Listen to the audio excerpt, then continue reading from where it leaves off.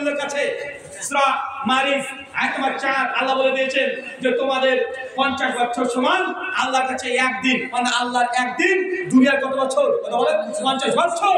Albert Einstein এই কথাকেও প্রমাণ দিয়েছে যে পৃথিবীর যে টাইম আর চাঁদের টাইম সমান। কথা বলেন পৃথিবীর টাইম আর চাঁদের টাইম সমান? পৃথিবীর টাইম মঙ্গল গ্রহের টাইম সমান না, টাইমের সময় পার্থক্য আছে। তাহলে ফেরেশতা জিবরিলের মাধ্যমে ভাই মেরাজে যাওয়া সম্ভব না অসম্ভব? আজকের দিনে বিজ্ঞানীরা প্রমাণ করছে 2025 এসে, আর 1400 বছর আগে নবী এই কাজটা করে দেখেছেন। এখন আমরা যদি বলি সীতাকে যখন রাবণ হরণ করে নিয়ে চলে গেল, আরে বলে দিল আজকের দিন পার যদি হয়ে যায় তাহলে সীতাকে উদ্ধার করা যাবে না। রাবণ একদম নেজ খারাপ করে আকাশে উঠতে শুরু করলো, উড়ে গিয়ে সূর্যকে বগলের তলে একদম চেপে ধরলো। ভাই আমরা দেখেছি দেখা যায় না হিন্দু পৌরাণিক বিদ্রোহতে? এখন বলেন তো সূর্যকে বগলের তলে রাখা সম্ভব? তো দুঃসময় ইসলামকে নিয়ে কেউ কুটু মন্তব্য করে, তো হনুমানের বাচ্চা ওই কিভাবে সূর্যকে বগলের তলে রাখলো? হনুমান আকাশে উড়ে নাকি? কোন হনুমানকে আকাশে উঠতে দেখেছেন? আরে বুড়াকে আকাশে উড়ে তার জন্য বলছে পাখনাওয়ালা ধরে, তাই বলে অভিযোগ করছে অনেক অমুসলিম বলছে দেখেন এই হনুমান ওকে আকাশ দিয়ে উড়াচ্ছে, বগলের তলে সূর্যকে একদম আটকে রেখে দিয়েছে। বলেন তো সূর্য যা তাপ, একটা সেকেন্ড কি 1 মিলি সেকেন্ড পর্যন্ত টিকার কথা টিকবে? আসলে ভূগোল সম্পর্কে জ্ঞান ছিল না বলেই এই ঘটনাগুলো লিখে রেখেছে। চাচা সূর্যকে দেখি না আমরা প্রতিদিন সকালে ঘুম থেকে সূর্য দিকে তাকাবেন, কতটুকু সূর্য, কতটুকু সাইজ? ওই আপনার হাতের রুটির সমান, তাই না? মানে পেলে একদম এক মুখ মধ্যে খেয়ে নেবে মনে হয় না? সূর্য এতটুকু একটা থালের সমান। আপনি জানেন সূর্য কত বড়? আমাদের পৃথিবী বলতে কি এমন সেটা ভাবনা, পৃথিবী বলতে শুধু ইন্ডিয়া না, মানে পৃথিবীতে বাংলাদেশ, আমেরিকা, কানাডা যত দেশ আছে সমস্ত দেশ মিলে একটা বড় তার মধ্যে পৃথিবী। এই পৃথিবী যত বড় তার চাইতে 13 লক্ষ গুণ বড় একটা সূর্য। পৃথিবীর চাইতে কত লক্ষ গুণ? 1 লক্ষ 2 লক্ষ না রে বাবা, 13 লক্ষ গুণ। মানে 13 লক্ষ পৃথিবীকে সূর্য মধ্যে ঢুকিয়ে দেয় তো সূর্য হজম করে খেয়ে নিবে, ও গিলে খেয়ে নিবে। সূর্য আমাদের থেকে কত কোটি কিলোমিটার দূরে আছে জানেন? 15 কোটি কিলোমিটার দূরে সূর্য আছে। তাদের ছোট মনে হয় জাহাজে যখন চলেন, জাহাজে যখন উঠবেন, বিমান উঠে বলেছেন 1000 কিলোমিটার যদি ওঠেন পৃথিবীতে কোনো মানুষ নাই, তেমন হবে কেউ নাই, মনে হয় না? উঁচুতে উঠে বলেছেন মানুষকে দেখা যায় না, বিল্ডিং দেখা যায় না, কেন? অনেক উঁচুতে উঠে গেছেন তো ছোট ছোট মনে হচ্ছে। সূর্যকে মনে করছেন ছোট, কেন?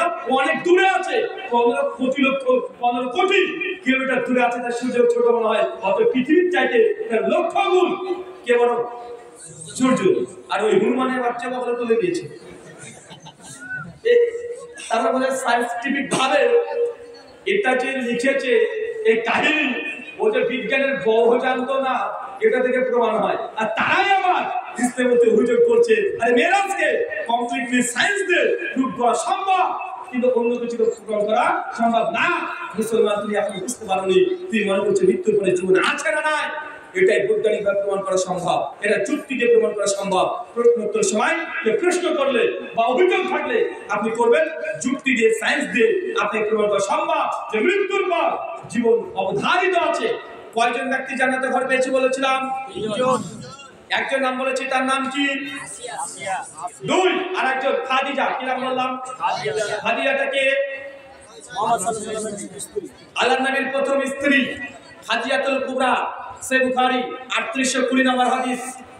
আল্লাহ নবী বলছেন হঠাৎ ফেরেশতা জিবরিল আমাদের বাড়িতে চলে আসলেন, মানে নবীর বাড়িতে ফেরেশতা জিবরিল চলে এসেছেন। জিবরিল এসে বলছে ইয়া রাসূলুল্লাহ, ওই দেখেন খাদিজা আসছে, হাতে তার পাত্র আছে, তাকে বলেন খাদিজার জন্য জান্নাতে আল্লাহ সুবহানাহু ওয়া তাআলা ঘর তৈরি করে গেছে, যার ভিতর থেকে বাইরে দেখা যায় আর বাইরে থেকে ভিতর দেখা যায়। মানে এই হাদিস প্রমাণ করে খাদিজার জন্য জান্নাতে আরেকটা ঘর আছে। 3 ওমর ইবনে খাত্তাব, তাকে জান্নাতে ঘর দেওয়া হয়েছে।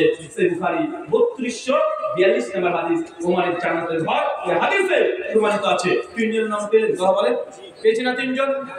এবার বলেন তো কি কি নাম বললাম? সবাই বলেন। 1 আসিয়া, 2 খাদিজা, 3 ওমর ইবনে খাত্তাব। অন্তত একটা জিনিস শিখে যান, কারণ আমাদের শ্রোতা অডিয়েন্স এরা এমনই, মানে আলোচনা হলো যার সঙ্গে বলো যে কি যা আলোচনা কেমন হয়েছে, হেভি হয়েছে, জবর হয়েছে, কি হয়েছে বলতে একটু কি যে বললো সব বলে গেছে।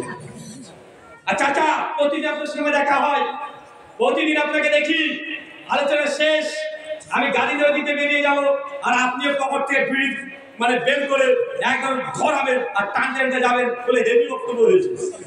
ও এখন এটা বুঝলো, ও বিড়ি খাচ্ছেন বলছে হেভি বক্তব্য হয়েছে, এরকম আছে না? আছে আছে আছে। আমার সামনেই টানবে, হুজুর নিচে বুঝতে পারবেন, এবং পিছনে লুকাবে, বলে হুজুরের গাড়ি এখন লুকাবে, মানে এরা আলোচনা শুনলো, অবাক কাণ্ড। চলেন কিছু আমলের কথা বলি, যে আমল করলে আপনি এদের মতো জান্নাত আগাতে ঘর পাবেন। আমল করতে রাজি আছি? জি ইনশাআল্লাহ। কে কেমন করবো না হাত তুলি, ঝুলে তুলে দিয়েছি, মানে আমরা হুজুরকে বাঙালি। চলেন 1 নম্বর আমল, টোটাল 6টা আমলের কথা বলবো। 1, সহিহুল